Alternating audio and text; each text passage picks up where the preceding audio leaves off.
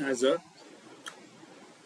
कक्षा 10 को optional math को त्रिकोणमितिको केही समस्याहरू समाधान गर्नतिर लागिरहेका छौं। भाइ बहिनीहरूलाई स्वागत छ। ऐच्छिक गणित त्रिकोणमिति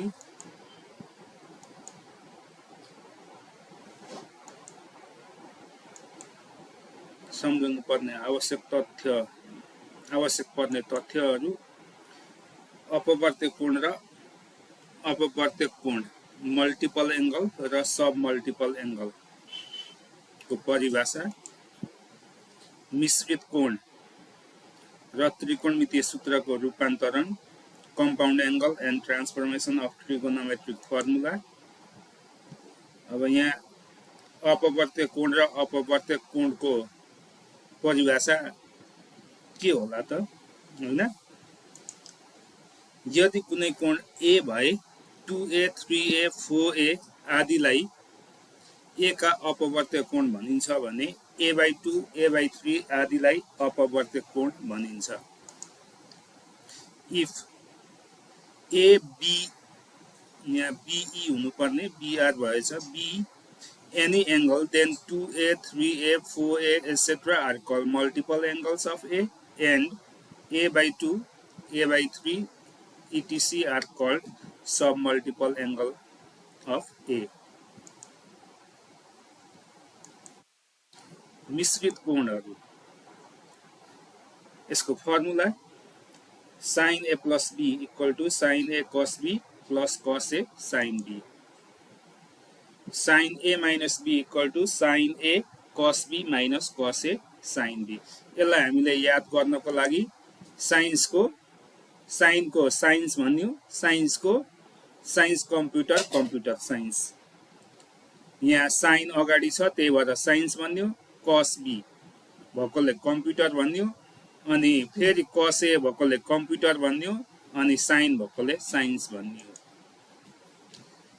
cos A plus B को चाहिँ cos A cos B minus sin A sin B। त्यस्तै cos A minus B को पनि त्यही हो, बिचमा प्लस हुन्छ। cos मा अलिकति फरक छ, प्लस हुँदा यतापट्टि माइनस, माइनस हुँदा यतापट्टि प्लस छ। यसलाई चाहिँ कम्प्युटर साइन्स एक ठाउँमा हुने रहेछ भनेर बुझ्नु पर्यो। 10 को 10A plus B को formula 10A plus 10B by 1 minus 10A into 10B। यो भाइ बहिनीहरूलाई याद छँदैछ होला, यो फर्मुलातिर म गइन।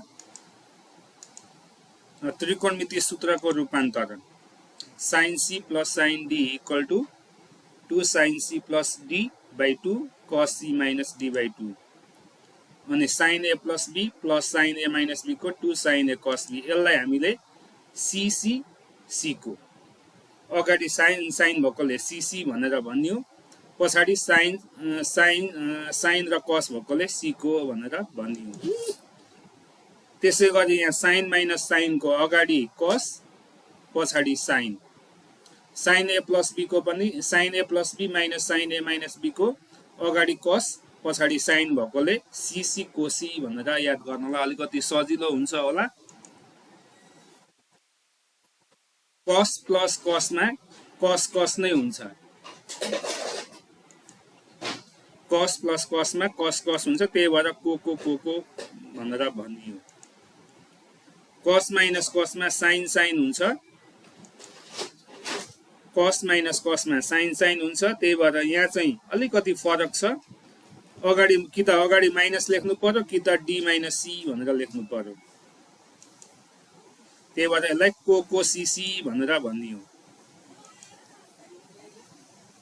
अब यहाँनिर SE मा आएका क्वेशनहरू, 1 मार्क्स का क्वेशनहरू यी सबै फर्मुलाका रूपमा मात्रै रहेका छन्। Express cos A in terms of sin A, cos 2A लाई sin A को रूपमा व्यक्त गर्नुहोस् भनेर भनिएको छ। यसको फर्मुला लेख्दाखेरि भइहाल्यो, cos 2A equal to 1 minus 2 sin square A। अर्को क्वेशन छ, express 2 cos A cos B in terms of sum in the form of sum or difference भनेर भनेको छ। यसको फर्मुला हो यो पनि, cos A cos B को फर्मुला अघि भर्खर हामीले हेरेका थियौं।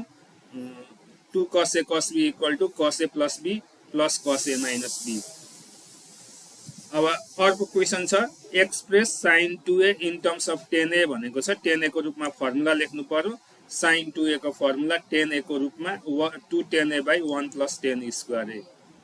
अर्को cos C minus cos D in terms of product of sin भनेको छ sin को गुणनफलको रूपमा लेख्नुस् भनेको छ यो पनि फर्मुला नै भइहाल्यो cos C minus cos D equal to 2 sin C plus D by 2 sin D minus C by 2 अथवा minus 2 sin C plus D by 2 sin C minus D by 2। Express cos 2 theta in terms of 10 theta यो पनि formula भइहाल्यो cos 2 theta equal to 1 minus 10 square theta by 1 plus 10 square theta. अब sin 3A को formula लेख्नु भनेको छ यहाँनेरि यसको पनि sin 3A equal to 3 sin A minus 4 sin QA भयो। Express sin A minus sin D in product form sin A minus sin C minus sin D को फर्मुला अघि हेरेका थियौं हामीले sin A minus sin D भनेको 2 cos A plus B by 2 sin A minus B by 2 भयो। अब यहाँ अर्को फर्मुला छ cos A in terms of sin A by 2 यो अघि पनि लेखेको थियौं हामीले cos A equal to 1 minus 2 sin square A by 2। Express sin theta in terms of 10 theta by 2 यो पनि फर्मुला भयो sin थीटा को formula 2 10 theta by 2 by 1 minus 10 square theta by 2। Express cos A minus B in the product form गुणनफलको रूपमा व्यक्त गर्नु भनेको छ यो पनि अघिकै फर्मुला भयो। आज